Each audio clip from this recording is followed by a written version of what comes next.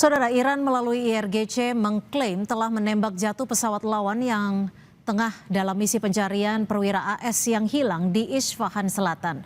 Militer Iran menyatakan 2 helikopter Black Hawk dan 1 pesawat angkut militer C-130 berhasil ditembak jatuh.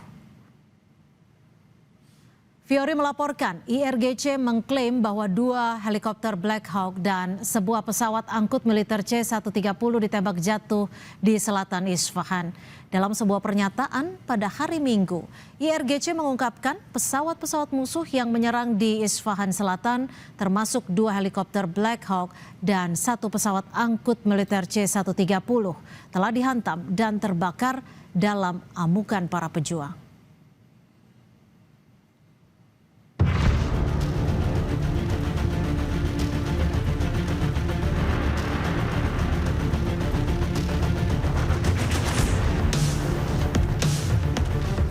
Mendekati tenggat waktu 48 jam yang diberikan Amerika Serikat melalui Presiden Donald Trump agar Iran membuka Selat Hormuz sebelum Amerika Serikat mengubah kawasan itu menjadi layaknya neraka.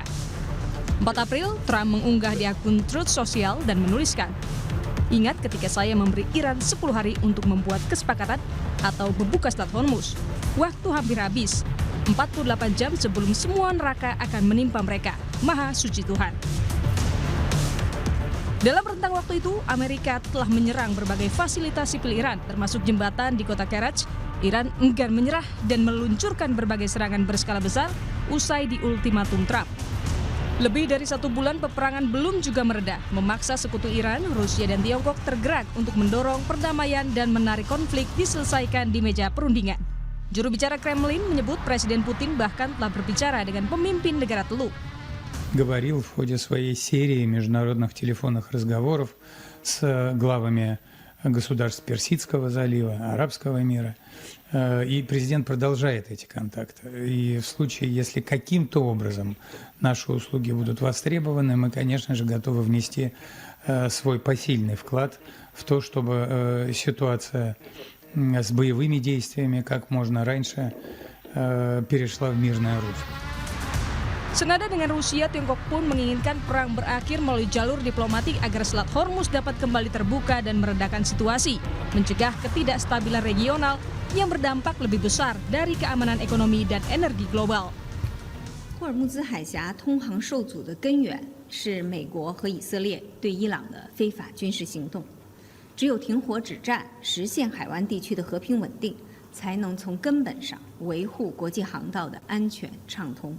各方应当共同努力，推动局势降温，防止地区局势动荡对全球经济和能源安全造成更大的影响。 Pakar hubungan internasional menilai Tiongkok dan Rusia yang dipercaya Iran memiliki peran dalam meredakan eskalasi ketegangan dengan militer Amerika Serikat.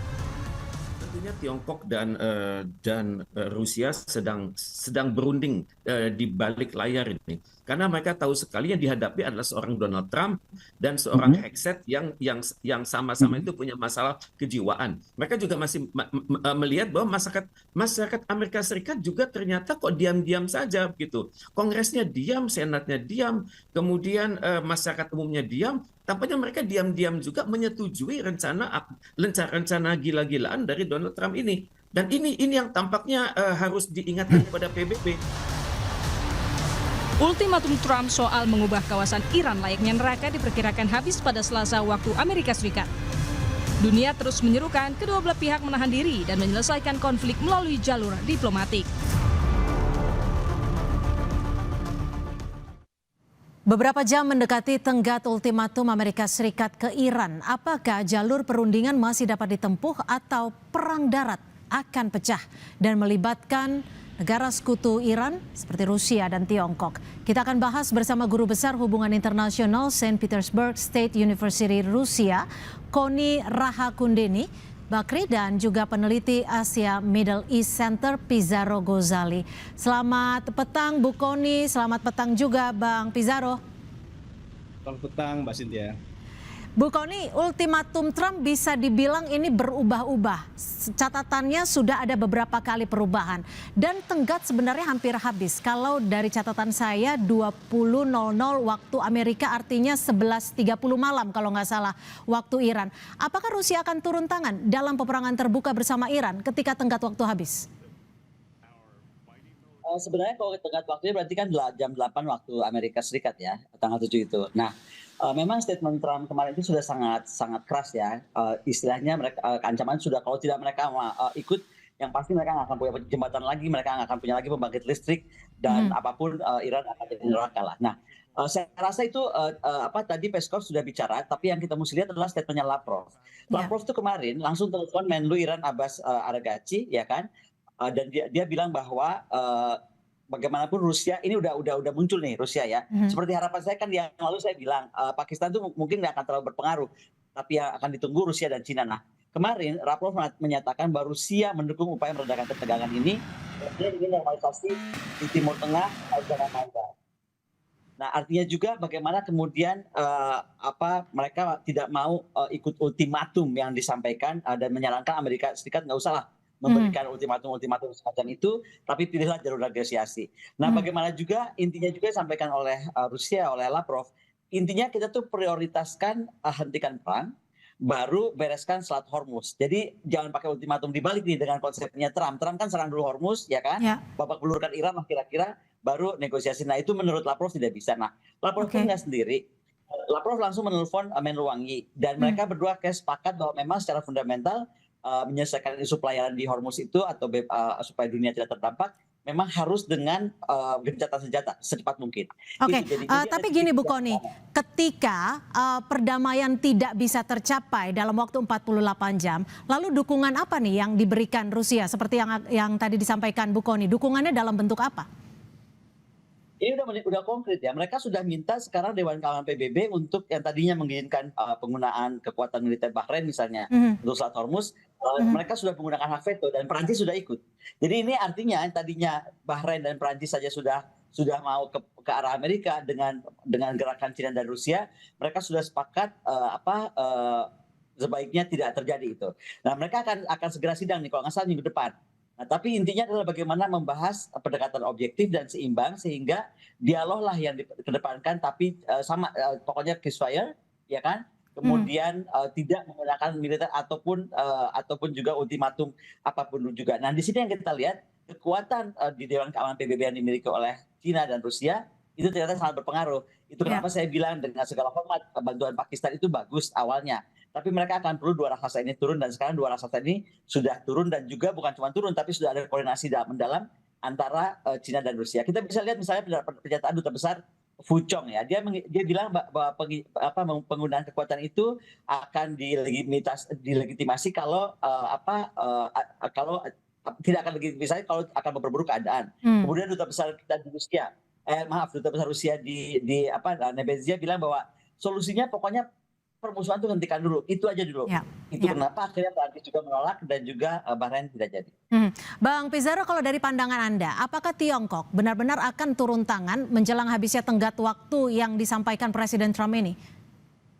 Iya, ini sekarang kalau kita lihat ya, diplomasi yang sedang dilakukan oleh negara-negara Timur Tengah, negara-negara Teluk seperti Pakistan, Turki, Oman, dan lain sebagainya, itu sebenarnya muaranya ke Tiongkok. Kalau kita lihat setelah pertemuan kemarin di Islamabad antara 4 negara tersebut, mereka melaporkan itu kepada Wang Yi, kepada Menteri Luar Negeri Tiongkok ya. Ini membuktikan bahwa sebenarnya kunci dari perdamaian dan kunci dari upaya untuk melakukan ceasefire antara Amerika Serikat dan Iran itu ada di Beijing seperti itu. Dan kita jangan lupa Mbak Cynthia ya, kenapa Tiongkok itu sangat berkepentingan dalam menjamin gencatan senjata antara Amerika dan Iran. Ini Timur Tengah itu pasarnya Tiongkok. Kalau kita lihat ya, dari 6 negara GCC, Dewan Kerjasama Teluk, itu ada 257 miliar ya investasi Tiongkok yang ada di sana. Itu sangat besar. Ini kan Amerika Serikat melakukan serangan kepada wilayah Timur Tengah, ini kan sebenarnya ingin membakar pasarnya Tiongkok ini. Dan Beijing itu paham betul bagaimana pola yang sedang dilakukan oleh Donald Trump ya. Makanya Tiongkok selama ini memberikan bantuan kepada Iran, tetapi tidak kemudian mengirim trupsnya ya. Karena dia tidak mau ini pasarnya, marketnya, itu kemudian terbakar gitu. Dan ini akan menjadi kunci yang sangat kuat ya bagaimana peran Tiongkok dan peran Rusia nanti ketika mereka masuk kepada skala upaya gencatan senjata. Tadi seperti disebut Bukhoni ya, bahwa Moskow itu sudah memveto upaya Bahrain ya untuk kemudian mendesak Dewan Keamanan itu mengerahkan kekuatannya untuk membuka Selat Hormuz. Tetapi kalau kita lihat ya, ada pergerakan dari anggota Dewan Keamanan PBB yang kemudian mencoba memblok ini. Karena dia tahu ini Bahrain ini kan sebenarnya kita mengetahui dia punya hubungan yang sangat dekat dengan Amerika Serikat. Dan dia sekarang juga upayanya untuk melakukan dorongan agar kemudian negara-negara besar itu melakukan serangan kepada Iran untuk memastikan Selat Hormuz itu dibuka. Tetapi kan tidak bisa, diplomasi itu tidak bisa dilakukan di bawah ancaman, di bawah Betul. kekerasan ya. Dan dilakukan oleh Donald Trump pada hari ini, dia bahkan sekarang memberikan ultimatum 48 jam itu selalu diundur-undur terus tuh. Seharusnya kan hari ini nih deadline-nya, tapi diundur-undur. Itu membuktikan sebenarnya Donald Trump itu juga nggak pede. Karena dari segala macam ultimatum yang diberikan oleh... Bukan artinya ada strategi yang sebenarnya sedang disiapkan Donald Trump ya? Betul, sebenarnya gini, kenapa dia mengundur ya? Karena sekarang sedang digerakkan sel-sel diplomasi Amerika Serikat untuk kemudian berjabatan tangan dengan Teheran untuk melakukan gencatan senjata. Ini kan Steve Witkoff itu udah melakukan kontak langsung loh dengan Arakci, yang tadinya kan ditengahi oleh Pakistan ya, tapi sekarang udah direct talks itu. Ini artinya sebenarnya Amerika Serikat juga tidak betul-betul siap untuk berbenturan dengan Iran. Kita lihat Mbak Sintia ya, ini baru pertama kali pesawat-pesawat Amerika Serikat itu ditembak jatuh di dalam Teheran. Ini kejadian kemarin juga pilotnya akhirnya direscue sama Washington. Ini artinya ultimatum ancaman itu tidak menggentarkan Iran. Dan kan bahasa Iran itu lu jual gue belilah kayak gitu ya. Karena dia sekarang di atas angin kayak gitu ya. Tapi Anda menduganya ultimatum yang terakhir ini akan benar-benar terjadi atau akan mundur lagi nih Bang Pizarro? Jadi gini, ultimatum yang disampaikan oleh Donald Trump itu sebenarnya bukan benar-benar ingin melakukan serangan, tapi ini daya tawar sebenarnya kepada Iran ya untuk masuk ke meja perundingan. Sekarang Mbak Cynthia kita mengetahui ada proposal gencatan senjata 45 hari yang diinisiasi oleh negara-negara Teluk ya, dan kemudian ini sedang dibahas di internal. Ini sebenarnya juga bukan proposal untuk benar-benar mencari perdamaian, tapi ini last minute diplomasi ini bahasanya nih. Ini diplomasi menit-menit akhir karena eskalasi akan semakin besar nih ketika kemudian Amerika Serikat sekarang yang sudah bersiap-siap tentaranya marinir untuk melakukan serangan kepada Iran, kalau tidak dihentikan ini kan bencana kemanusiaan akan sangat besar. Sekarang saja minyak mentah Mbak Cynthia, kita lihat udah 111 itu US dollar per barrel ya. Setiap Donald Trump ngomong itu minyak selalu naik gitu. Bahkan diprediksi itu minyak itu akan menjadi 200 US dollar per barel gitu. Ini kalau tidak dihentikan, kalau tidak ada upaya terobosan diplomasi, ini justru akan merugikan semuanya. Makanya sekarang ada proposal gencatan senjata 45 hari, tetapi kan Teheran belum memberikan respon. Karena dia tidak mau diplomasi itu dilakukan untuk kemudian mencuti kedaulatannya Iran. Nah, Bu Kony, sekarang kan kita tahu sebenarnya kita tidak bisa menutup mata bahwa Rusia menjadi salah satu pihak yang secara tidak langsung diuntungkan oleh dampak perang atas penjualan minyak ke beberapa negara. Apakah Rusia benar-benar ingin menyudahi perang, ingin membawa perdamaian di Timur Tengah? Kalau langsung jawab ke situ, sebenarnya sudah pasti Rusia itu ingin begini. China dan Rusia itu ingin jadi mediator yang bertanggung jawab. Tapi kalau saya lihat Rusia somehow ingin lebih krisis ini agak panjangan dikit lah. Kenapa? Karena bagaimanapun ada latar belakang Rusia tuh marah lah sama Amerika dengan kasus Ukraina dan lain-lain kan. Jadi paling tidak dia ingin Amerika tuh terkuras dulu gitu. Nah tapi di sini kita mesti lihat tekanan untuk agak mau mengeluarkan ini ya kan. Kita mesti lihat juga dari tuntutan dunia karena begini seperti tadi sampaikan sekarang tuh Brent dan WTI sudah tembus 114 barel per barel kan. Nah, inflasi di Eropa itu sudah mencapai 25%, 15-25% BBM naik. Jadi inflasi itu sudah naik karena bursa Eropa turun dan resesi diperkirakan akan segera meningkat. Amerika sudah terjadi panic buying. Misalnya beberapa, saya lupa ya daerah-daerah beberapa negara bagian, tapi sudah mulai panic buying dan Wall Street sudah mulai berguguran. China sendiri seperti kita tahu dia adalah tergantung sangat kepada Hormuz, jelas itu akan berusaha keras untuk menyelesaikan masalah ini gitu kan. Nah tapi kita lihat juga Jepang dan Korea. Jepang, Korea, Bangladesh itu tuh sekarang sudah naik BBM-nya sampai 30%, ya kan. Kemudian bursa Asia ikut melemah di sana. Yang paling mengerikan adalah Afrika seperti Ethiopia dan Mesir. Mereka itu paling parah Mbak, karena sekarang tuh mereka sudah bisa berjam-jam antri di SPBU dan juga nilai inflasi pangan sudah meningkat. Nah, dari negara-negara yang saya sebutkan dari beberapa kawasan itu pasti akan juga mendorong ya kan dunia untuk segera mengakhiri. Jadi ada permainan waktu di sana. Tapi yang menarik kan kalau kita lihatkan Indonesia ini jadi anomali nih dari kasus dunia, ya kan? kita ini paling aneh karena kita tuh nggak sama sekali tidak ada lonjakan apapun karena Menseknek Prasetyo Hadi kemudian juga Pak Bahlil sudah bilang bahwa ada perintah langsung dari presiden tidak boleh menaikkan apapun. Pertanyaan saya cuma satu, ini bisa bertahan berapa lama? Karena defisit kalau kita pertahankan tadi disampaikan kan kalau sampai $200 per barrel, maka defisit itu bisa melebar sampai 3,6 sampai 3,7 PDB dan itu ya untuk saat itu Indonesia bisa bahaya tuh. Tapi kalau sekarang mungkin masih ada pengecualian. Makanya kita bisa akhirnya bisa bagi di daerah mana yang ingin cepat ini selesai secepat mungkin karena sudah mulai kehabisan napas atau sudah mulai susah dan takut ada resesi di negaranya. Tapi di lain sisi ada juga yang oke deh kalau bisa lamaan dikit sampai terkuras habis kekuatan Amerika karena ada masa lalu yang kita marah lah gitu dari pihak Rusia. Tapi saya mau catatan satu, saya kan tinggal di sini. Ini yang menarik. Dari kemarin di sini beritanya adalah pamer semua alat-alat persenjataan Iran yang selama ini kita kira tidak ada. Jadi senjata-senjata masif itu sudah ditunjukkan terus. Yang lebih sakti lagi, di sini juga sudah mulai muncul apa sih kekuatan Rusia secara militer. Banyak hal yang kita nggak tahu sebelumnya itu sudah dimunculkan kekuatannya apa, bisa mencapai kota mana aja. Jadi kayak ada permainan disampaikan tadi, ada permainan kekuatan diplomasi dan penekanan supaya ini ayo posisi tawarnya di mana gitu. Ya, kalau kita melihat dari pola perang dari 28 Februari sampai saat ini dilihat bahwa memang ada diplomasi tapi juga tekanan militer yang dibarengi oleh ruang diplomasi. Tapi sampai saat ini ruang diplomasi itu belum mencapai titik temu. Lalu seperti apa? Apakah memang Iran artinya tidak gentar terhadap ultimatum yang disampaikan oleh Trump? Kita masih akan membahasnya selepas jeda, tetap bersama kami di Kompas Petang. Beberapa jam mendekati tenggat ultimatum Amerika Serikat ke Iran. Kita masih membahasnya bersama Bu Kony dan juga Bang Pizarro. Bu Kony, kalau yang berdasarkan catatan, Sergei Lavrov menghubungi Wang Yi melalui telepon. Ini artinya Rusia bisa dikatakan yang menginisiasi.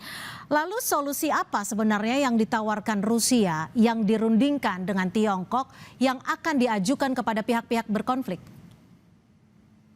Seperti saya sampaikan tadi, ini sebenarnya dengan telepon-teleponnya antara Lavrov dengan Wang Yi ini sudah banyak yang tercapai ya. At least Bahrain sudah mengundurkan niatnya, kemudian Paris atau Prancis sudah mulai ikut untuk juga tidak ikutan ke keputusan Amerika Serikat.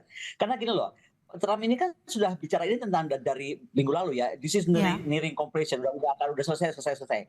Tapi kalau kita lihat udah makin jelas ada kesepakatan untuk di Dewan Keamanan PBB yang didorong untuk bagaimana gencatan senjata sebagai kunci utama. Yang paling menarik di sini adalah sebenarnya kalau kita lihat Israel. Ini sih gara-gara ini Israel ini kan sekarang jadi tenang-tenang aja. Pertanyaan saya kan kenapa sekarang nggak jadi Israel versus Iran, betul nggak? Jadinya sekarang ya Amerika versus Iran. Dan disinilah menariknya sebenarnya kalau kita tarik kepentingannya dunia terhadap Hormuz. Karena sekarang itu bukannya Israel tidak versus Iran. Kenapa jadi Amerika versus Iran? Karena memang ada tuntutan ancaman Hormuz itu mengancam dunia, bukan saja ekonomi, karena minyak bumi, tapi semua yang disampaikan oleh Presiden Putin minggu lalu bahwa ini kalau sampai diteruskan, kata Presiden Putin, ini dampaknya akan lebih parah daripada pandemik. Jadi nanti pupuk akan susah, bahan makanan akan susah, seluruh dunia akan susah. Itu yang kenapa menjadi pertimbangan Presiden Putin untuk kemudian minta Lavrov dan langsung berkomunikasi dengan pihak Cina. Itu yang kita tunggu kan. Makanya saya bilang nggak cukup hanya Pakistan. Nah, yang kedua juga kita udah lihat statement-statement dari duta besar. Duta besar sudah menyatakan juga bahwa artinya sudah turun nih dari level presiden ke level Menlu. Sekarang duta besar sudah sama ini. Hentikan permusuhan dan bagaimana kemudian Hormuz baru dibuka. Demikian juga dari duta besar dari Cina yang juga menyatakan hal sama. Jadi intinya Cina dan ini sudah satu pintu. Nah, masalahnya adalah besok sidang Dewan Keamanan PBB ini akan seperti apa. Tapi saya percaya, kembali tadi kenapa saya bandingkan dengan Israel yang sudah mulai diam, pasti nih tekanan dunia akan lebih besar. Artinya Trump itu pasti akan menang. Nih kalau kita lihat ya, kembali kalau saya kan orang militer, kita lihat nih pengaruhnya ya secara militer geopolitik. Mungkin Amerika itu akan menang taktis. Anggaplah dia akan menang taktis, ini ya kayaknya endingnya. Tapi dia berhitung sangat gitu kan, karena harganya pasti mahal.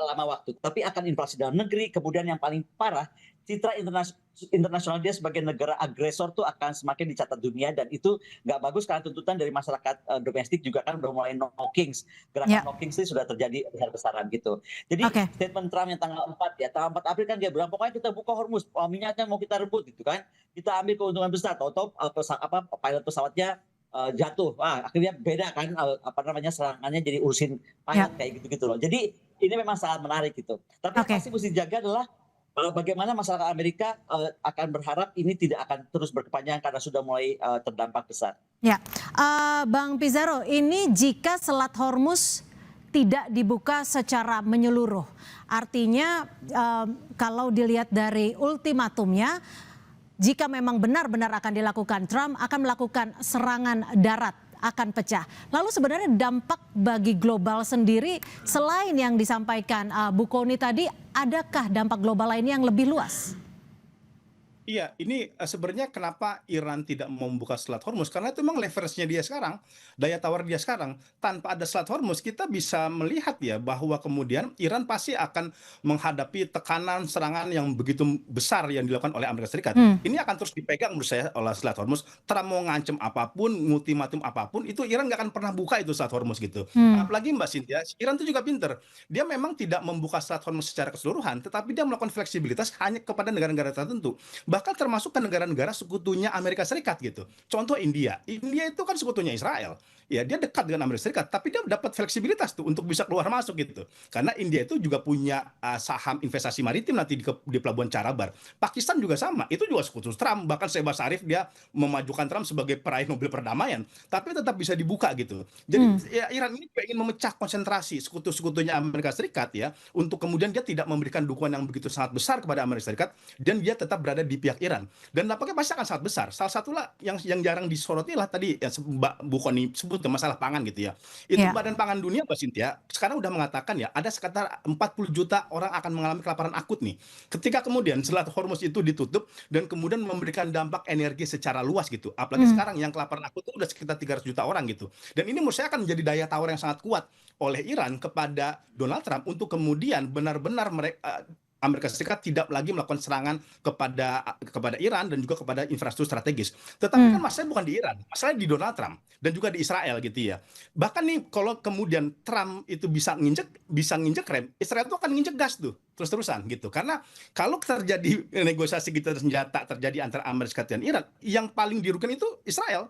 Israel akan tetap kemudian melakukan provokasi-provokasi yang lainnya untuk melakukan perang ini terus berlanjut. Oke, tapi apakah ini artinya tekanan yang diberikan Amerika Serikat kepada Trump ini tidak efektif? Artinya dalam kata lain, Iran sebenarnya menunggu negara-negara yang terdampak akibat tertutupnya Selat Hormuz untuk kembali justru menekan Amerika Serikat? Betul, Iran nggak akan terpengaruh gitu ya dengan adanya ultimatum dilakukan oleh Trump. Kita lihat ultimatum ini kan udah dilakukan berkali-kali. Polanya Trump itu kan gini, memberikan pressure, nanti ada kesepakatan, pressure lagi dan sebagainya. Ini sekarang masalahnya bukan teknis, masalah diplomasi. Seberapa banyak diplomasi dilakukan. Tapi Iran itu udah krisis kepercayaan. Karena jangan lupa, ini diplomasi yang ketiga loh. Dia nggak mau tipu ketiga kalinya itu terjadi oleh Amerika Serikat. Artinya dia akan benar-benar memastikan apakah diplomasi ini bisa berjalan dan tidak lagi Amerika Serikat dengan sangat pongah itu bisa melakukan serangan kepada Iran. Bu Kony, sejauh mana sebenarnya dorongan perdamaian yang akan dilakukan Tiongkok, Rusia, dan juga negara-negara lain yang sebenarnya sangat terpengaruh terhadap ditutupnya Selat Hormuz ini didasari oleh faktor apa saja selain kemanusiaan dan juga ekonomi? Jadi gini, kalau dorongan itu pasti akan cepat karena saya bilang tadi kan segera akan rapat di Dewan Keamanan PBB. Tapi yang kita mesti lihat tadi pertanyaan menarik, resikonya apalagi negara mana lagi akan mendorong. Kita harus lihat ada resiko di kawasan ketika pengaruh Irak itu bisa bangkit. Itu juga sedang dihitung pasti gitu kan. Bagaimana ISIS bisa bangkit, bagaimana Daesh akan kembali gitu. Dan lebih dalam lagi kita mesti lihat ya. Ini kita lihat dari faktor temannya Amerika lah yang juga jadi kesel kali kan gara-gara lu nih gue jadi repot. Pertama kita lihat Dubai. Dubai itu ya sekarang pariwisatanya ambruk total. Ya kan, kemudian ribuan ekspatriat jutawan-jutawan itu sudah pergi aja meninggalkan Dubai karena sudah merasa itu tidak aman sama sekali. Reputasi Dubai sebagai the safe haven atau tempat yang seperti surga itu sudah ditinggalkan. Nah, malah Jeffrey Sachs kan bilang Dubai itu akan mati, menjadi kota mati. Nah, bagaimanapun efek Dubai ini akan berpengaruh pada negara Teluk lain yang akan berpikir Abu Dhabi dan lain-lain. Pasti nggak mau dong kena spill over dari perang ini gitu. Nah, jadi menurut saya apa yang disampaikan Trump ingin selesai or finish the job seperti yang dia sampaikan beberapa kali, enggak semudah itu karena Iran tadi seperti disampaikan dia menggunakan perang Hormuz ini sebagai senjata geopolitik strategik dia gitu loh. Dan menarik sebenarnya dengan memainkan yang ini boleh, yang ini nggak boleh gitu, atau ini mesti begini, ini nggak boleh begitu. Ini menarik. Tapi tuntutan lain juga adalah bagaimana sekali lagi orang sekarang mulai berpikir panjang tentang Timur Tengah kalau ini tidak segera mereda. Bagaimana Hizbullah, Houthi itu kan akan terlibat juga ke sana, dan bagaimana juga balas dendam sporadis akan terjadi. Nah, ini yang mungkin juga sedang diukur. Jadi nggak semata negara yang bertikai, tetapi dampak geopolitik kawasannya akan seperti apa, dan itu pasti ada tekanan. Karena nggak mungkin negara-negara Teluk, terutama Dubai di sini, yang akan membiarkan ini berkepanjangan sehingga dia mati total. Dan karena ekonomi Dubai, saya juga baru tahu ya, ternyata 90% itu jadi orang asing yang tinggal di Dubai. Ini bagaimana dengan kepintaran ini, Iran tuh menurut saya strateginya kali ini canggih banget. Dia nggak menghajar pangkalan militer Amerika di Dubai, yang dia hajar airport sipil kan, sehingga langsung ekonomi semua tersentak dan berhenti. Yang berpengaruh langsung. Baik, terima kasih Guru Besar Hubungan Internasional Saint Petersburg State University Rusia, Ibu Koni Rahakundini, dan juga peneliti Asia Middle East Center, Bang Pizarro Gozali. Terima kasih sudah berbagi perspektif di Kompas Petang. Selamat sore.